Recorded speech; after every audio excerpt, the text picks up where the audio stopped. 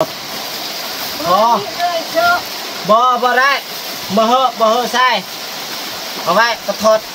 บ่ปล่อยบ้างมึงบ้างเลยมึงไงว้ามาล้นมาเชื่อคอยมาเราทำกูวะไอ้เดินไปเด้บ่ต้องจิตใจเขาว่าบ่ฟังเขาแม่นบ่เลยเขาว่าบ่ฟังเขาแควเลยรักสิกันสิเอาป้อนค่อยสิค่อยบ่แค่อ่ะตะค่อยหันบักนี่ก็ได้ติ๊กไว้ลี่จับเท่านั้นเดี๋ยวตัวพอมือเขาอันนั้นเป็นอันนั้นคือกันเลยจักไปป้าคือกันทีนี่เจ้าแคทยังเรื่องยังเจ้าบอกว่าตัวมันอยากไปป้าทำกันแล้วนะขอบใจFCผู้มีน้ำใจแบ่งปันเหมือนฟ้าบันดาลให้สร้างรายการนี้มาสวยเหลือคนทุกข์คนจนหรือคนด้อยกว่าด้วยแห่งศรัทธาบุญนำพาได้มาห่วมทาง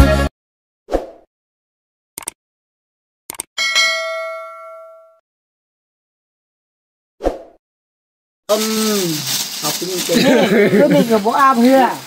สบายดีท่านผู้ชมเนาะที่ว่าต่อจากคลิปที่แล้วเนาะบ่ต้องคัดนี้คัดนั้นคือค่อยนี่ก็บ่อาเพื่อตำนักค่อยสิอาบน้ำคันเม่นไล่เขาก็คืออยู่บ่ดักคุณน้อยค่อยสิอาบน้ำไปเครื่องค่อยจะนอนรับไปกินเหล้ากินเบียร์เขาห้องน้ำแต่ตัวหมูป่าตัวหมูบ่ได้อาบน้ำข้ากินกันแซ่บสิได้พี่น้อยสิรับสินอนแล้วก็นอนบ่รับบ่ได้นอนเลยสู้ว่าสิไปเฮ็ดหยัง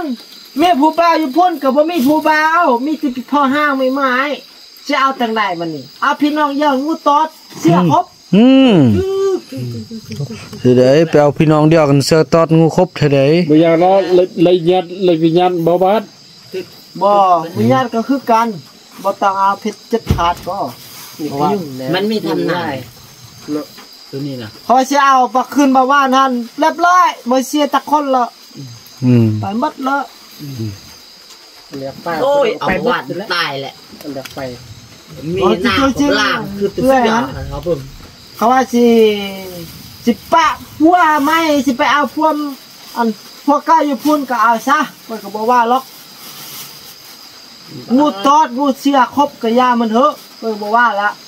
เพิ่งไปชนเข้าหรอกไปเมื่อยแล้วดิไปป้าค่อยกับบัวร้อนเราปีนั่นค่อยไปร้อนไปนี่เมียติ๊กไปนั่นค่อยไปม้อยมือคืนชับแก้วตีนกาแห้งไปนี่ไปรับอยู่บ้านเลยนี่ค่อยบัวร้อนละบ่ได้ตับแตบว่ามือคืนค่อยไปนั่นเราค่อยไปม้อยมือคืนแล้วมันเอาเป็นซุปไม่อยู่ตัวตีตัวแท้น่ะกันตัวเสื้อครบก็บ่นี่บ่มีโทรศัพท์ค่อยบ่ได้ซับค่อยตึกอยู่ห้องแล้วแท้บ่นึงตัวเองเฮ็ดว่าบ่ได้เฮ็ดนี่ไปป้านี่เสื้อครบได้บ่แม่นนี่ว่ามีคำจริงอ้ายบ่เฮ็ดอ้ายรับ1ก้นนั่นนี่มันได้ก้นนึงอ้ายรับอ้ายอัดคิดอยู่บ่ได้อ้ายบ่แลมาอันมาเห็นเสื้อนี่ล่ะอ้ายฮู้แล้วค่อยไปม้อยเมื่อคืนแล้วแบบตัวนี้กิ้งหรืองาไว้ลุ่มน้องนกเป็นยังต้องว่าเมียบ่ต้องว่าล่ะบ่ติเอ้ยลี่จับเท่านั้นเดี๋ยวตัวพอมือเขาอันนั้นเป็นอันนั้นคือกันเลยจักไปป้าคือกันทีนี่เจ้าแคทยังเรื่องยังเจ้าบอกว่าตัวมันอยากไปป้าทำกันแล้วนะมันแค่บอลนุ่นมาอยู่น้ำตีตะกี้บอลนุ่นมาอยู่น้ำคือโบเคียดเนาะโดยพี่กี้ในน้องมาอยู่น้ำบ่ต้องบอกแคทอันนี้น้องมาอยู่น้ำมันเป็นแคทที่นี่ยืนกันไล่คนก็เลยม่วนเนาะม่วนกันอันเพราะว่าเรื่องนี้อาบาแคทน้องมาอยู่น้ำในต่อไปน้องเห็น น้องไปใต้พุ่นติดยา บ่ได้น้องบ่เฮ็ดน้องๆให้มันไอ้ปุ้งเฮือนนะคนละลังแล้วน้องเอ้ย ระบุญแล้ว บ่ละน้องอยู่น้ำอายละน้องน่ะ บ่ต้องแคบเฮ็ดนี่คือการบ่ต้องปัดข้อเฮา บ่ ปัดข้อเฮานะอายประหยัดอายนี้อายฮักแพงน้องน้องเป็นพ่อนาอยู่อันไปซ่านพี่นำน้องโคคเดอร์บอดี้สึกพกไว้บางคนบอดี้เราก็เอาไว้กินเหล้ากินเบียร์ก็เมาเนาะก็ว่าเบิ่งไว้เนาะเบิ่งว่าบ่อันบ่เมานอนโอเคอันบ่เมาบ่เปียกบ่ซับเสือพกหวนอยู่นั้นเอ้ย เฮ้ยนี่ ลี่มาทำสิไอ้ข้อมันนอนในเฮน่ะ ท่านพ่อว่าบ่อัพต้มข้าวสิเด้อก็บอก แล้วบ่แม่นความจริงซะนะ ยังเฮ้ย เขาน้องก็บ่สิได้ต้มแท้ อันนั้นพอเครื่องที่นั่นสิได้ ต้องไป เนาะคิดซะได้เนาะ เอาไว้ไปป่าอยู่เฮือนเฮาพุ่นน่ะไปป่าเฮือนเฮา ไป ไปป่าเฮือนเฮา ไป เมื่อไป บ้าง ป่าอยู่ อย่า เฮือน อย่า เฮา อย่าบ้างไปไว้เฮือนเฮาพุ่น บ่ต้องเฮ็ดชนะ ไปไว้ตู้เฮาสองคน ไอ้นู่นล่ะอยากให้นอนน้ำผัว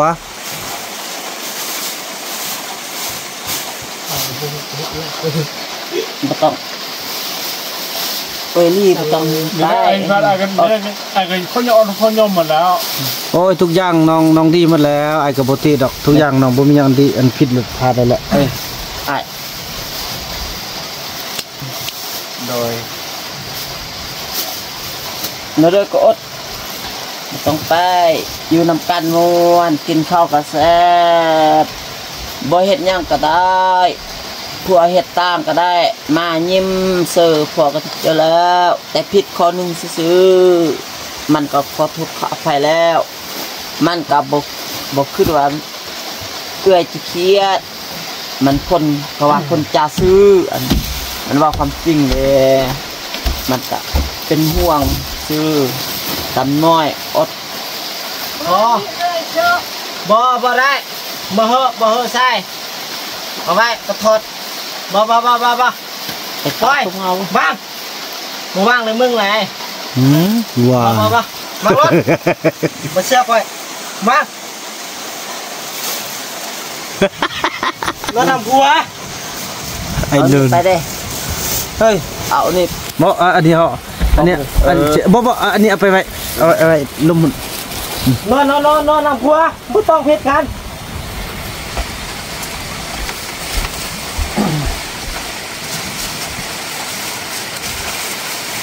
บ่ต้องงัด โอ้ไอ้นุ่น นั่นนู่นไปไว้พุ่น ไอ้นุ่นนี่แก้ไขปัญหาสถานการณ์ใดเด้สมเซยแต่เฮานี่บ่ว่าหยังได้ละแต่เฮานี่ ไปไว้อยู่เพื่อนเฮา บ่ต้องให้บ่ต้องด่าจ้องอาเมียนนอนก็นอนนำผัวสิก็สิเลย มันเป็นหวานเหลือแล้ว คืออยู่ มื้อนึงคอยสิมาเอาตึมเลย โอ้สมซื่อเป็นในบ้านแท้โอ้สมซื่อเป็นหัวหน้าแท้โอ้เก่งได้นุ่นเด้อสุดยอดเด้อไอ้นุ่นคนเก่งไอ้นุ่นเป็นหัวหน้าแล้วเด้อแน่โอ้พี่น้องเอ้ยก็คือว่าเรา รับไปทางลง ได้แล้วบ่เป็นนั่นหรอกคือว่าเราสังเกตได้ว่ามันได้ก็สิบ่เกิดแล้วนะเราก็แม่นเราก็แม่นเฮ็ดแนวนี้เลยตัดสินใจเฮ็ดแนวนี้เลยก็เป็นการตัดสินที่ว่าดีเด้ โดย แต่ไอ้บ่ได้ห้ามเลยเพราะได้เฮ็ดก็เฮ็ดได้ไอ้เมื่อยแล้วน้องเอ้ยพอไอ้ก็ห้ามมันก็ห้ามบ่ได้เด้เห็นได้ แต่ก่อนไอ้น้องให้ทัดไว้ยมน้องยมให้เดี๋ยวนี้น้องก็บ่ได้ผิดพลาดหยังดอก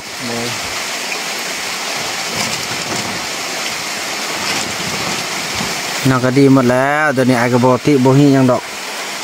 โอ้ยตายแล้ว ไปขึ้นลังเบิ่งเป็นสัตว์ เฮา บ่ต้องมาติดกันนี่ เต็งว่าเอาเขาเห็นหยัง ว่าบ่เป็นหยัง เด้อก็อด ได้ ได้นะเด้อก็อด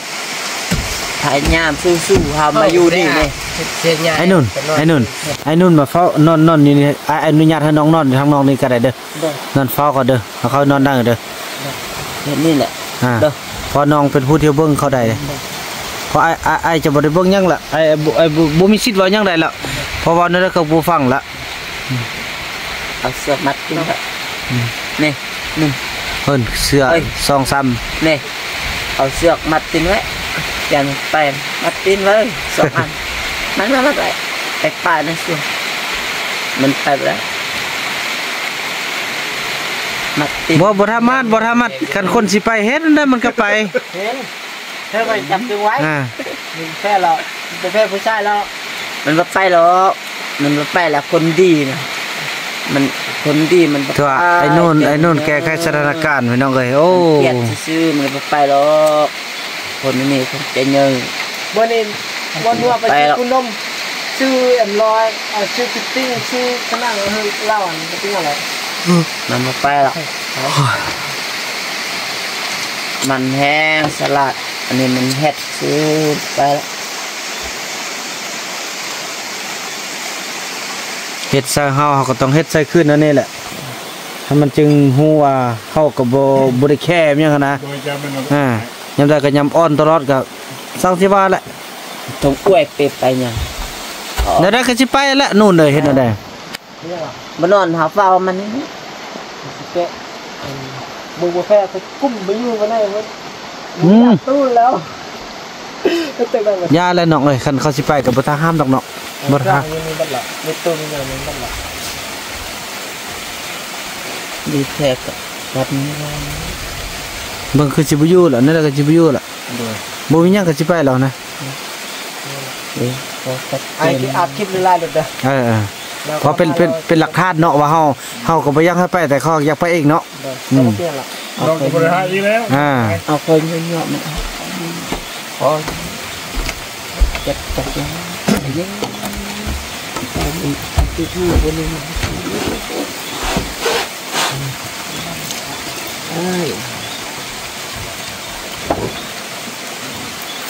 ไก่นี่มันซ้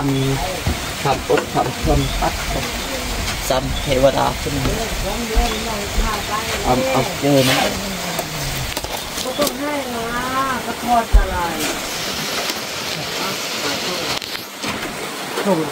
ต้องคนนี้วุ่นไปนะทอดรอนะยันเข็ดติดลูกทอดนะก็ออกแกออก เดี๋ยวไปจักเอาน้ำ โอ้ทอดวุ่นไปเอาเชิญเข้าแล้วแกออกเชิญโอ้เข้าไปเลยไปรถ เกิดประจงไปเอื่อยนี่อดทนเจเนอร์ ก็ต้องให้นะ ต้องไปอยู่ ต้อง กั ไป น อยู่ลำกัน อดทนสู้เลยต้องไป ต้องให้พ่อละอยู่ เอา เพื่อนกัน เจ เล เนอย ร์ ต้อง เดิน เจอเนี่ยกินข้าวก็ต้องเข้าด้วยนะเด้อเอ้ยมันเข้าว่ายกไปเจอ วายโยเป็นยังหรอก กินยังก็ต้อง ต้องเครียดเป็นยังบ่เฮ็ดเน่ผู้ชายหลายคนเขาเฮ็ดให้กินก็ได้เป็นยัง เขาเป็นยังเลย อดเด้อ ก็เป็นยังเลย อด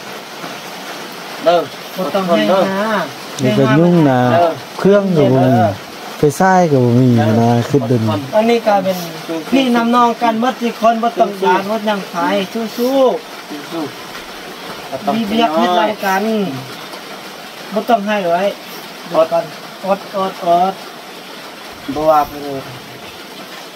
อยู่เด้อ อดเด้อ เดินมา3-4 โมง บอกไก่3 ชั่วโมง 4 โมงแล้วว่าถ้ามักม่วงเลยน้องนี่ถ้าไปเก็บมักม่วงกันมาบ่ต้องให้พวกเด้อบ่ได้ยังบ่เป็นหยังพวกก็บ่เฮ็ดบ่หยังหรอกไว้ มันก็บ่ตีหรอก มันบ่ คัน ตีหร ตี อก เท่านี่ก็เบิ่งเอา บ่ต้องให้หรอก นี่คันสมมุติอันเคยตีเท่าก็เอามันไปนี่ผู้นี้ก็มีเฮานี่ผู้อุดหนุนเป็นยังบ่ที่เฮาเพิ่งนำกัน เดินนำกัน เรื่องกันอยู่นำกั แล้ว น ก็ฮักแพงกันแล้วก็บ่ต้องว่าไผพี่เองให้ยังเฮ็ดหยัง ให้ก็เสียน้ำตาละ ก็ฮักแพงกันพวกก็บ่เฮ็ดหยังเฮ็ดนี่ไหน อดทน ว่าถ้ากินมะม่วงถ้าน้องนี้ไปกินมะม่วงตามกันเชื่อมาชิมขวานนะเอ้ยบ่ต้องจิตใจเขาว่าบ่ฟังเขาแม่นบ่เลยเขาว่าบ่ฟังเขาแคว้นเลยเขาว่าสิดอกก็บ่ต้องฟังเขา ข้างไอ้บุญนำนี่ไอ้บุญนำดีโอ บ่ให้เนาะ อดเด้ออดเด้อ เดี๋ยวต้องเก็บเลย บ่มีผู้ใดเฮ็ดให้น้องเจ็บดอกน้อง มีผู้เฮ็ด น้องน่ะเจ็บให้น้องเจ็บเองคันน้องออกไปนะ อดต้องให้ นั่นนะไอ้บ่ดาไผไอ้ก็เป็นคนดีคนงาม ไอ้ก็บอกว่าไอ้บ่ด่านี่น้องนี่ด่าก่อนว่าอาบน้ำไอ้น้องนี่บ่ไหมนะ มันน่ามันบ่เว้ามันน่ามันบ่เว้าแหละมันน่าเนี่ยมันบ่ บ่ เว้า ว่า มันรู้ว่าเนี่ยมันรู้ว่าเครียดมันน่ามันบ่เว้าแหละบาปมื้อนี้ก็มันน่ามื้อนึง4-5มื้อบาปก็ได้แม่นบ่แม่นข้าวแม่นเฮาเด้ออดเด้อนอนเด้อต้องไปแหละก็ยังว่าเฮากินผู้ว่าไปยังอยู่แล้วป่าเฮามีอันนี้อันนั้นกัดยังอยู่บ้านสบายเย็นเฮากินอิ่มนะนี่เฮายังมาอยู่นำเด้ มาอยู่น้ำเลยดิ เฮาก็ยังมานี่นะ สิจังมุงฮะจากวันนั้นก่อนนอนแล้วอันนอนแล้ว เจ๊เธอไอ้ ต้องเครียด แป๊บนึง ตายเด้อชนเมียมานอนกันเด้อน อนนี่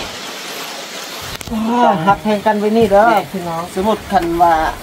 ลาวตี้เจ้าก็เอิ้นเฒ่าแล้วก็มีอันนี้ซ้ำเทวดามาช่วยเฒ่าแล้วอันนี้ ไปนะ พ่อแม่ยังบ่ได้ท้องอันนี้เด้ออันนี้มันเทวดาได้ บ่ต้องให้บ่ต้องเฮ็ดเอาเขาเจอเย็นๆก็มีพละอยู่ก็มีข้าวมีน้ำก็เฮ็ดเป็นละมื้อเป็นจังได๋ละมื้อ ไอ้นี่น่ะ อ้ายก็ซื้อปลาดุกซื้อย่างก็มาตอนเจ้ากินเฮ็ดจังได๋สิว่าอยู่ว่าพิษน้ำพัว คันว่า เป็นสิเด้อ คันว่าพวกตี้ก็บอกแต่เฮาสิปุ่นตะเละหัน เด้อสิไปเด้อคันว่า ไอ้ในให้ คือการอ้ายคือให้ของหาเด้ แล้วก็มันตีก็ให้ล่ะบอกเฒ่านี่ลูกมา บ่ต้องไปคนอื่น เด้อ สิเด้อก็บ่ไปคนอื่นมาอยู่ฮักไอ้บุญนำนี้ไอ้ก็ซื้อปลาดุกแน่ไอ้บุญนำซื้อดิเฮือนก็เฮือนนี่ไอ้ก็ปุ๊กพอหน้ายนประเทศอยู่เข้ามาปุ๊กเลยดิเฮ็ดจังได๋สิบอกคอย นี่ เรื่อง ไปงานไปอ เงื่ ยู่ อน ป่า นี่มัดที่บ้านเขาบ้านนี่ปุ๊บตัวนี้ว่า อดเด้อนอน เขาบ้านสิเลือก คันเราบ่นอนนี่เรานอนนอกกันก็ได้ ว่าเลือกสิได้ว่า เอื้อนอนนี่นิดเดียวก็ได้ไอ้นอนนี่น มา อน ซ่อ ก็ หา ได้ คอเครื่องไป ส่งให้ ลึก มัน หรือบ้าคุณตก เจอ คุณบ้ากันอยู่มักป้อยป้อนคือดินคุณตกไล่มากกับเครื่องกับเปียกอยู่ละบากเข้ากับบ่มีเทียนอีกไหน เรื่องละ น้องเขาว่าฟังเอาฟัวก็เอาฟัวตลอดอยากสิก็สิบ่ว่าหยังบ่แม่นอ้อยละแหละอยากสิก็สิเอาป้อนค่อยสิค่อยบ่แข็งอ่ะตะค่อยหัน บัก เอ้ยไอ้นี่ก็ได้ เลยนี่ ภายนอก ไอ้นอนนอกนอนนี่เดียวก็ได้เด้อไอ้นอนนี่นอกแล้ว ต้องรับนี่แหละ กับบักอันนี้นอนนี่ฮะแล้วไอ้ก็นอนนอกนอนนี่เดียวช่วงอันมื้อนี้เด้อ ไปตักการไปสินอนนี่เลย ฮะสองคนพากันนอนเฝ้าเด้อ เด้อไอ้ เฝ้าคอยแก้ไขสถานการณ์ อดสู้เด้อบ่ต้องเฮ็ดจะหน่อยเด้อสร้างความไอ้บ่นำกับน้องกันยัง แน่น้องนอนเฝ้านี่เด้อเฝ้านี่เพราะว่านี่ เด้อบ่ต้องไปเด้อ มื้อนี้หั่นมื้อนี้อัน เข้าบ่มันแค่ โอ้ พ่นอยู่พ่นเป็นวัด นอนปล่อยกับแรงนี่เกียดนอน ก็ถือว่ามื้อนี้ฮะ ท่งนี่ไปได้อยู่คนละ ต้องอันนั้น ฟ้าน้ำนอกก็ได้ฟ้าน้ำในก็ได้เมื่ออื่นมันเสียงานเดี๋ยวต้อง เรายังของอุปกรณ์ คือมึกคำนี่เบิ่งซาวลีออกมาเราเคยกินงานเขาบ่เป็นยังเลย คือว่ามียังก็คือ ต้นเที่ยงเด้อเคยเด้อต้นเที่ยงไอ้เป็นกลางเนาะไอ้เป็นกลางเด้อน้องบ่ทายานยังเด้อ ผู้บอลละแล้วสิหาคนยิงหาเด้อจะไปเอาโทรศัพท์ไป โอ้นอนเฝ้าพี่เลยเนาะนอนเฝ้าคันพี่เลยนอนกันนะ อย่าจะนี่ปล่อยมันนอนคนเดียวมัน มันบอกที่ว่ามื้อนี้ที่ว่าอย่างน้อยเฮาก็เห็นบ่เฮาก็เฮ็ดให้เขาฮู้ว่าโอ้บ่มีเข้านี่ก็สิยากพอสมควรได้เห็นบ่จริงว่าเดินต่อบ่ได้เด้เห็นบ่คันบ่เฮ็ดแบบเฮาเว้าเนาะทุกอย่างอีหยังที่ว่าตามใจของเขานี่ไปแล้วเด้แต่อันนี้เห็นบ่ไฟซ้ายเฮาก็ยึดคืนตรงก็ยึดคืนของเฮาเด้แม่นบ่ทุกอย่างที่เป็นของเฮายึดคืนหมดแล้วเขามีหยังเอาบัดนี้น่ะฉะนั้นแล้วให้เขาฮู้ว่าเฮาอยู่นี่ อยู่นำแบบว่าจังได๋ผู้อื่นมาซองให้ตัวเองนะจะมันอายเครื่องนี่แม้แต่ทุกอย่างกันเฮาสิเฮาแต่สุดค่าคิงไปก็ได้เด้แต่ว่าอันนี้เฮาก็บ่ปานนั้นแต่ว่าตัวใดที่ว่าดีงามเฮาเอาเมียนได้พอมันเอาไว้ให้คนที่โดยโอกาสยังบ่อึดเฮาคิดในตอนหน้าเฮาบ่แม่นว่าบ่ต้องไปแค่แต่คนเดียวอันนี้แหละถือว่าดีละมันมีพวกเจ้าแก้ไขสถานการณ์ใดเด้อยอมรับแต่ว่าอันนี้แท้บ่ว่าหยังเลยเด้มีแต่ว่าไปก็ไปอยู่กับต้นฮับครับ